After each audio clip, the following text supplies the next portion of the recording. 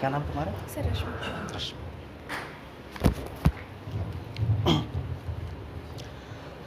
इस प्रतिष्ठित संस्थान और प्रतिष्ठित मंच को मैं सबसे पहले प्रणाम करता हूँ और इसके बाद उपस्थित यहाँ पे जितने विज्ञजन हैं उनको नमन करता हूँ और आप सभी बच्चों को मैं बहुत तहे दिल से प्यार करता हूँ क्योंकि आप सब में मुझे अपनी बेटी दिखाई देती है, अपना बेटा दिखाई देता है।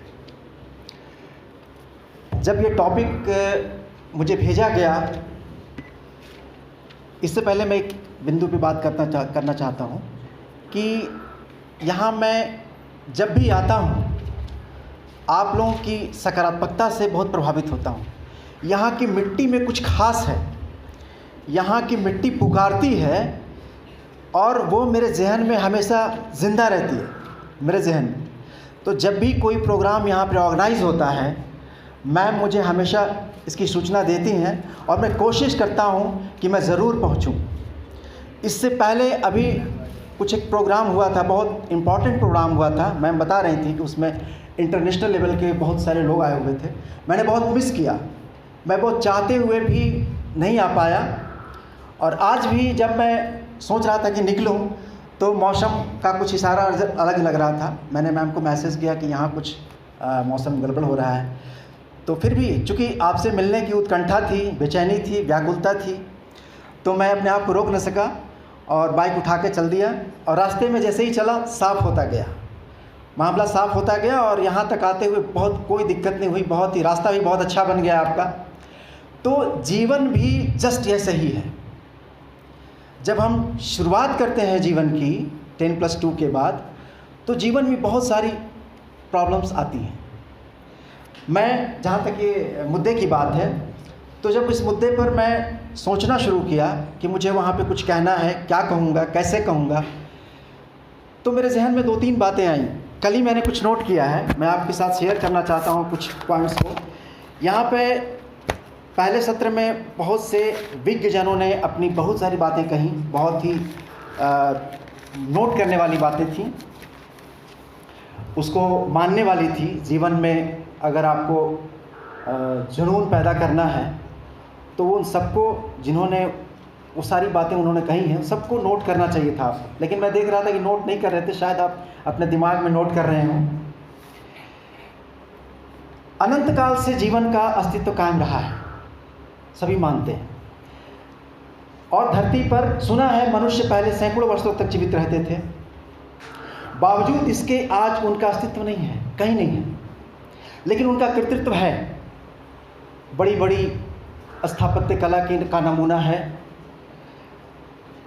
आज मानव अगर सैकड़ों वर्ष जीता तो सोचिए कितना उपद्रव मचाता। अगर उनकी लाइफ सैकड़ों साल की होती तो उसमें कई तो बहुत रचनात्मक होते हैं, लेकिन कई लोग होते हैं बहुत दुर्दांत होते हैं। 70-80 सालों के जीवन में तो हमने कितनी फजीहतें पाल रखी हैं। ज़्यादा जीते तो न जाने और क्या क्या सोचते, क्या क्या करते। आज हम जितना समृद्ध हैं, ऐसा नहीं है कि पहले इससे कम थे।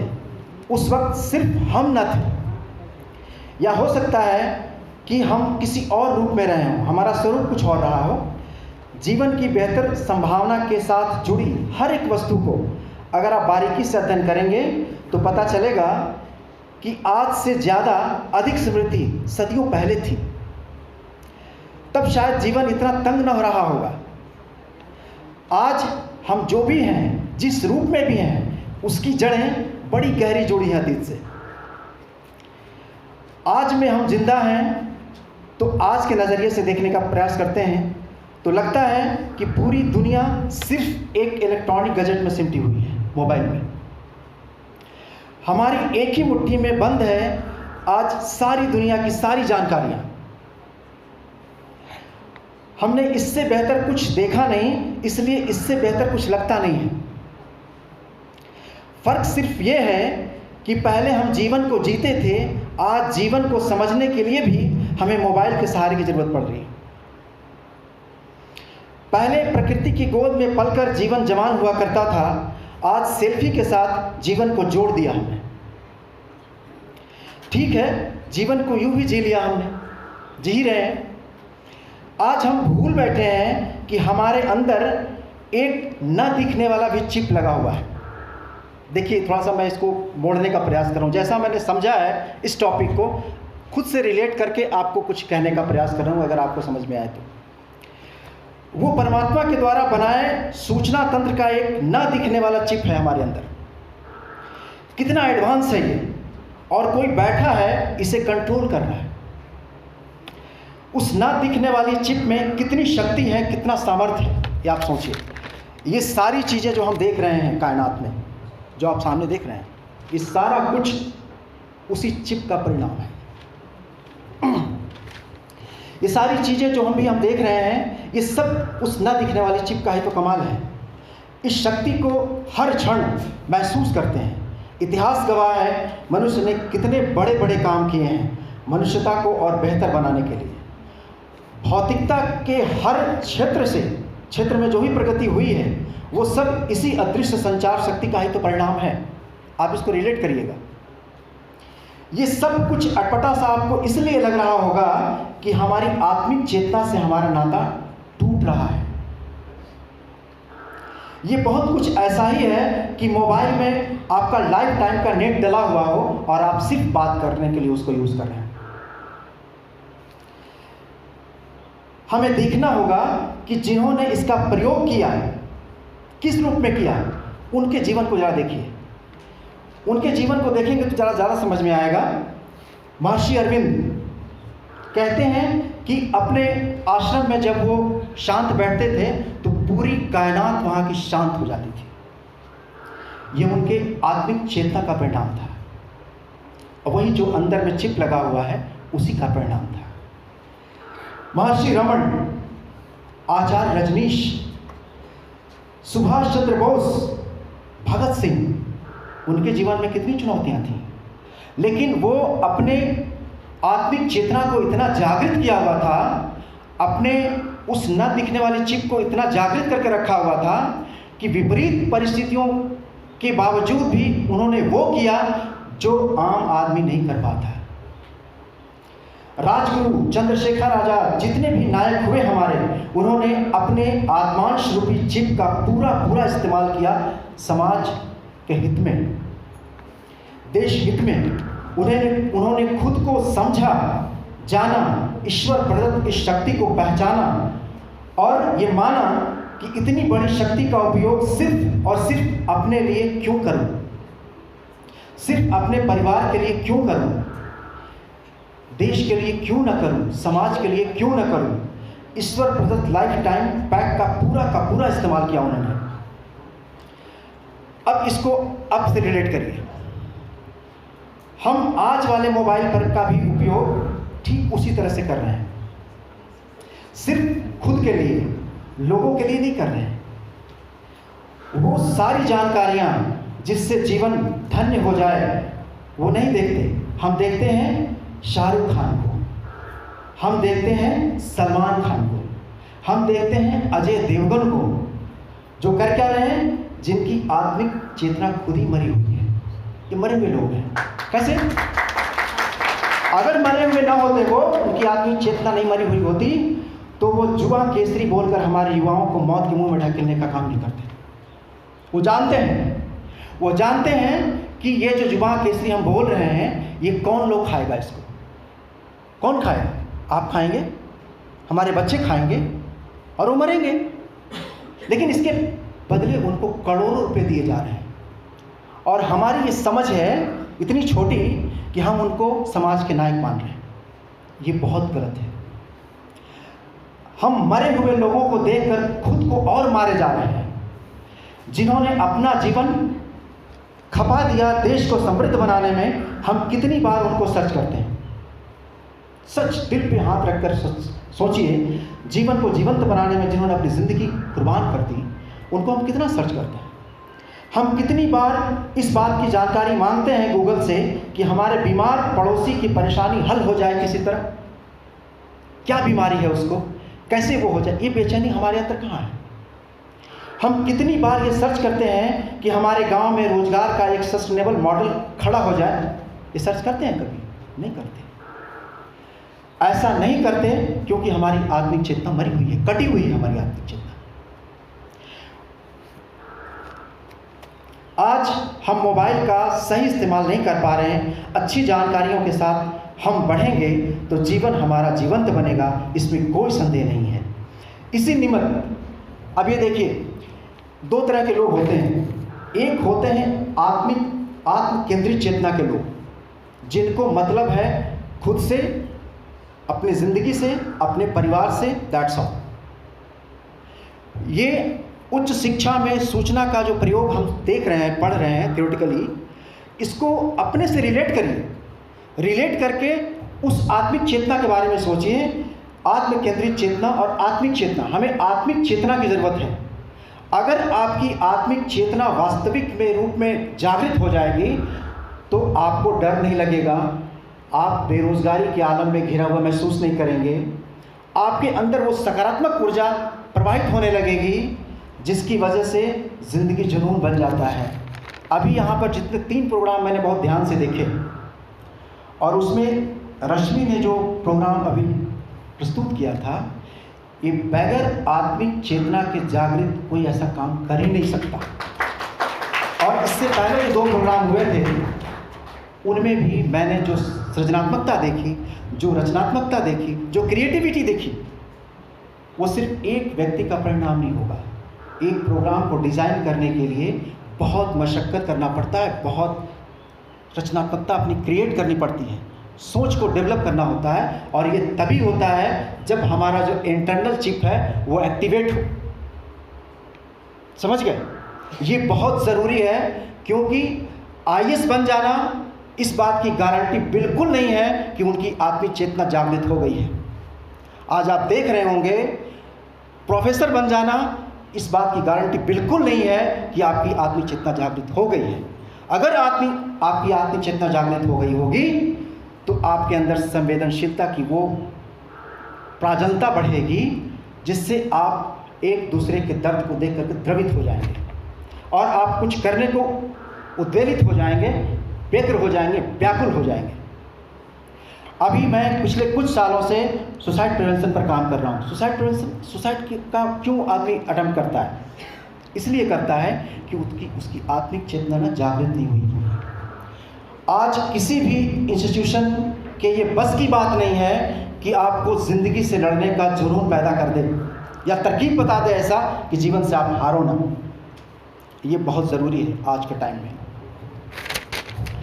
अंत में एक कविता मैं आपके लिए प्रस्तुत करना चाहता हूँ। वो खास उनके लिए मैंने लिखा है जो ये सोच लेते हैं कि अब मैं ज़िंदगी से हार गया, क्विट करना चाहते हैं। बस ये कविता सुना करके मैं अपना वक्तव्य समाप्त करूँगा।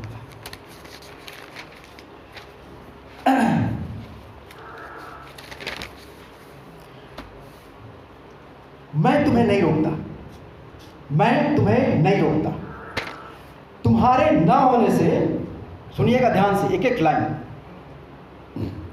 लाइन भी अगर हिट कर गया, आपके जहन को जगा गया, तो मैं अपना ये लिखना सार्थक समझूंगा। तुम्हारे ना होने से तुम्हारे हालात अच्छे हो ही जाएंगे, इसकी गारंटी अगर तुम दे सको तो जाओ, मैं तुम्हें नहीं रोकता।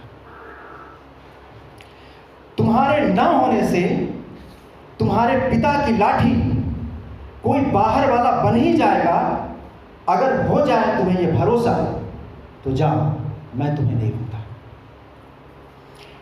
तुम्हारे न होने से तुम्हारी माँ को कोई बाहर वाला ठीक उसी तरह आकर संभाल लेगा जैसे तुम संभाल लेते हो। यह विश्वास अगर हो पक्का तुम्हारा तो जाओ, मैं तुम्हें नहीं रोकता। तुम्हारे न होने से तुम्हारे बड़े होते बच्चों की परवाह कोई कर लेगा, उनके बचपन को वैसे ही सींचेगा जैसे तुम सींचते हो। अगर इस बात में है दम तो जाओ, मैं तुम्हें नहीं रोकता।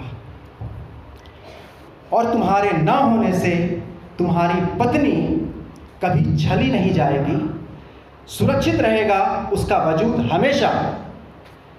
ये यकीन हो अगर तुम्हें तो जाओ, मैं तुम्हें नहीं रोकता। ये बिल्कुल नहीं है, ऐसा बिल्कुल नहीं है कि मुझे तुम्हारी समस्याओं का इल्म नहीं है। कठिनाइयां तो हमारी भी कुछ कम नहीं है। जानता हूं मैं, हमारे रोजगार के रास्ते तंग हैं, बल्कि बहुत सारे रास्ते तो बंद हैं। हम फिर भी निराश न हुए, खुद कुछ किया और खड़े हुए। हम ऐसा फिर करेंगे, बैठेंगे, बात करेंगे। तो आओ, मैं तुम्हें नहीं रोकता। धन्यवाद। अगर मेरी चंद लाइनों से आपको अगर कहीं से भी कुछ भी 1% भी प्रेरणा मिली हो तो मैं अपना जीवन धन्य समझूंगा। और एक विषय पर मैं अभी चिंतन सत्र चला रहा हूं स्कूलों में, कॉलेजेस में। एक हमारी इसी मुद्दे पर एक मैगजीन आई है। मैंने आपके यहाँ वो मैगजीन अभी देखी नहीं है, मैंने लाइब्रेरी में मैंने 2 कॉपी यहाँ भेजी हैं, एक लाइब्रेरी के लिए है। उसका नाम है प्रांजल धारा। उसमें आप अपनी रचनाएं हमें प्रेषित कर सकते हैं और उसमें मोटिवेशनल है, आम आदमी के संघर्ष की कहानी है। ठीक है, बस बहुत बहुत धन्यवाद आपका।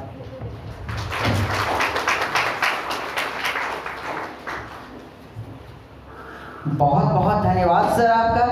आपकी कविता काफ़ी खूबसूरत और हृदय विदारक थी। तो एक बार जोरदार तालियां हो जाए सर के लिए। आपने हमें बहुत सी चीज़ों से अवगत कराया, बहुत सी बातों को बताया जो हमारे जीवन में बहुत प्रेरणादायक बनेंगी। और अब इस कार्यक्रम के पश्चात और विलंब ना करते हुए मैं बीएड प्रथम वर्ष के प्रशिक्षु जावेद अख्तर से निवेदन करता हूँ, वे सामने आकर पेपर प्रस्तुतिकरण करें।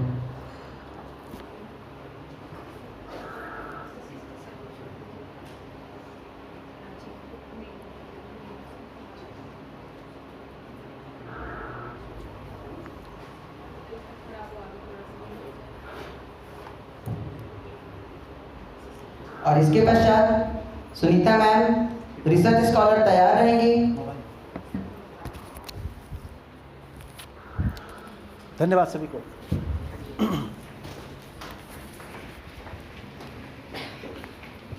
हाँ, एक चीज़ और मैं कहना चाह रहा था, मैं भूल गया था बीच में।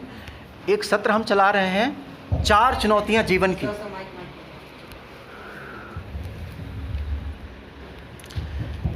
4 चुनौतियां जीवन की विषय पर एक हम टॉपिक लिए हैं। जिसका टॉपिक का नाम है 4 चुनौतियां जीवन की। उस पर एक हम चिंतन सत्र चला रहे हैं। 1-1.5 घंटे का एक प्रोग्राम होगा जिसमें एक एक्सपर्ट होंगे, मनोचिकित्सक होंगे, एक कोई साहित्यकार या पत्रकार होंगे और एक कोई शिक्षाविद होंगे। इसमें उस विषय पर जो चारों विषय जो हैं, ये 4 चुनौतियां जीवन की, उसमें पहला है रोज़गार, दूसरा है रिश्ता और 2 और हैं जो बहुत इम्पॉर्टेंट हैं। इन चारों सिचुएशंस को हर इंसान को फेस करना ही करना होता है, इससे कोई बच नहीं पाता। इन्हीं चारों मुद्दे को लेकर के हम यहाँ पर डिस्कशन करेंगे। जल्द ही हम आपके साथ मिलेंगे। धन्यवाद। बहुत बहुत धन्यवाद।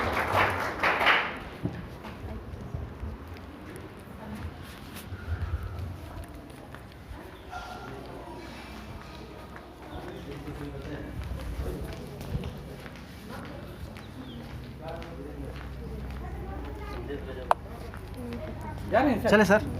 ठीक है, थोड़ा आते हैं हम लोग। बहुत अच्छा लग रहा है। हाँ, तो बाइक से आए हैं। हाँ, कोई बात नहीं, उसमें वो है रेनकोट। हाँ, रेनकोट।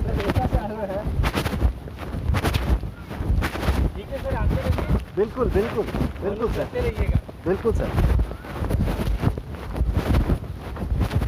कहाँ घर हुआ आपका सर? कहाँ घर हुआ? रांची, रांची में।